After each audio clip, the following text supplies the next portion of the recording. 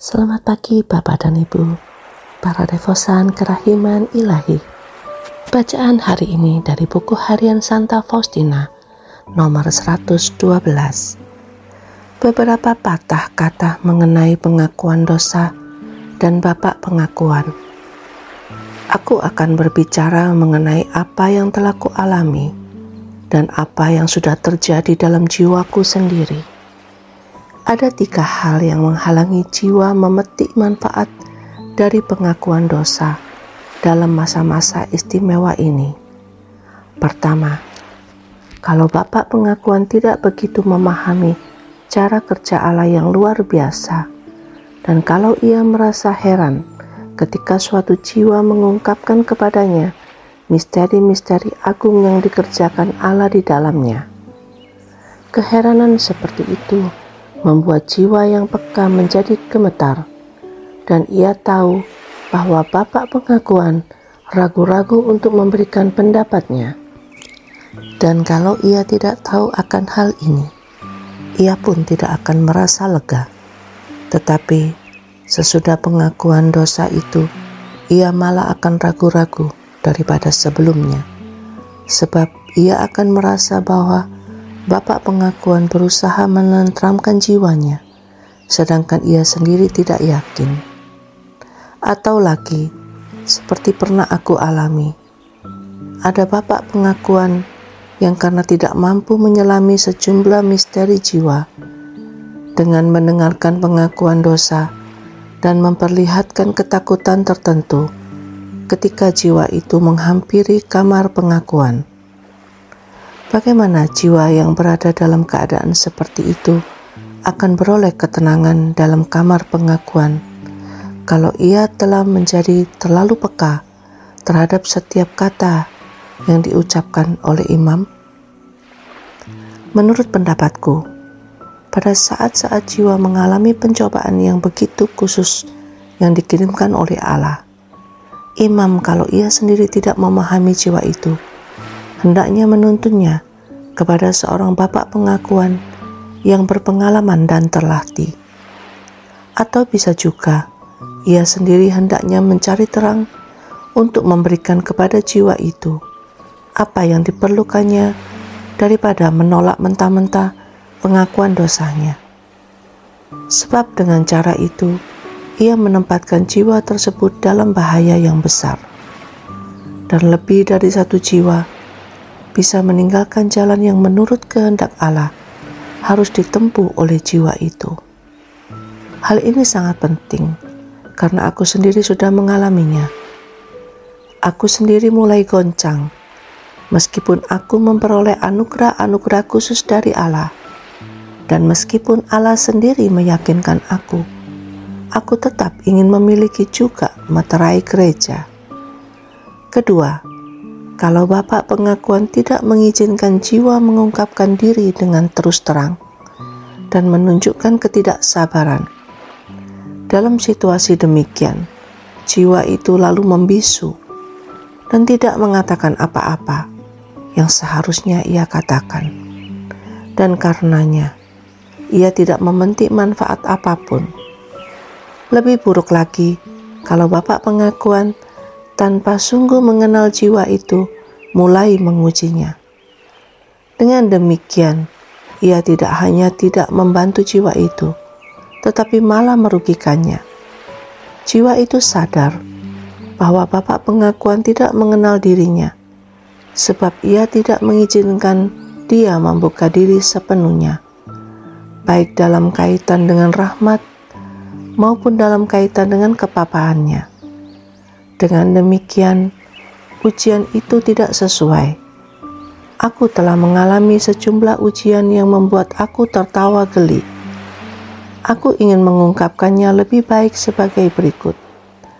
Bapak pengakuan adalah dokter jiwa. Bagaimana seorang dokter dapat memberi obat yang tepat kalau ia tidak tahu jenis penyakitnya? Tak mungkin ia mampu berbuat demikian, karena bisa terjadi di satu pihak obat itu tidak akan menghasilkan buah yang diinginkan, atau di pihak lain obat itu akan terlalu kuat dan akan memperparah penyakitnya. Dan kadang-kadang, janganlah Allah mengizinkannya, bahkan mengakibatkan kematian. Aku berbicara berdasarkan pengalamanku sendiri, sebab dalam beberapa hal, Tuhan sendirilah yang langsung menopang aku. Ketiga, kadang-kadang juga terjadi bahwa Bapak pengakuan menyepelekan hal-hal kecil. Tidak ada yang kecil dalam kehidupan rohani. Kadang-kadang, hal yang tampaknya tidak penting akan menyingkapkan suatu masalah yang memiliki konsekuensi besar. Dan bagi Bapak pengakuan, hal-hal kecil itu akan menjadi ibarat seberkas sinar yang membantu dia mengenai jiwa itu. Banyak nilai rohani tersembunyi dalam hal-hal kecil. Suatu bangunan yang megah tidak pernah akan muncul kalau kita menolak batu bata yang kecil-kecil.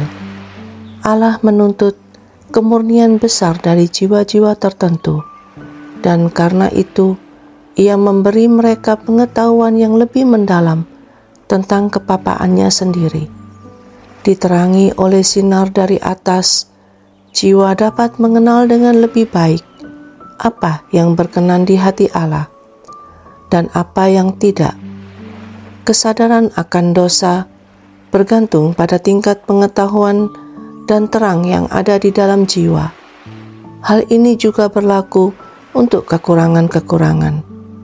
Meskipun jiwa mengetahui bahwa hanyalah dosa dalam arti sempit yang menuntut sakramen tobat, tetapi bagi suatu jiwa yang mengupayakan kesucian, hal-hal yang sangat kecil itu sangat penting, dan Bapak pengakuan tidak boleh memandangnya remeh. Kesabaran dan keramahan Bapak pengakuan membuka jalan menuju rahasia-rahasia jiwa yang paling dalam. Sungguh, tanpa sadar, jiwa akan mengungkapkan kedalamannya yang bukan alang kepalang dan merasa lebih kuat serta lebih tangguh. Ia akan bertempur dengan keberanian yang lebih besar dan berusaha mengerjakan tugas dengan lebih baik, sebab ia tahu ia harus memberikan pertanggungjawaban tentang semua itu. Aku ingin menyebut satu hal lagi sehubungan dengan Bapak pengakuan. Adalah tugas Bapak pengakuan untuk kadang-kadang menguji, mencobai, memeriksa, mempelajari apakah ia sedang berhadapan dengan jerami, dengan besi, atau dengan emas murni. Masing-masing dengan ketiga tipe jiwa ini membutuhkan bentuk latihan yang berbeda. Bapak pengakuan harus, dan ini mutlak perlu, memberikan penilaian yang tepat tentang masing-masing jiwa untuk mengetahui seberapa berat beban yang dapat ia tanggung untuk waktu-waktu tertentu, dalam situasi tertentu, atau dalam situasi khusus. Untuk aku sendiri, sesudah banyak pengalaman negatif, dan ketika aku tahu bahwa aku tidak dipahami, aku tidak lagi memberikan isi jiwaku atau membiarkan ketentramanku dikacaukan. Tetapi hal ini terjadi hanya ketika semua rahmat sudah disampaikan kepada penilaian seorang Bapak pengakuan yang bijaksana, terlatih, dan berpengalaman. Kini aku tahu apa yang harus kulakukan dalam hal-hal tertentu. Yesus, Engkau andalanku.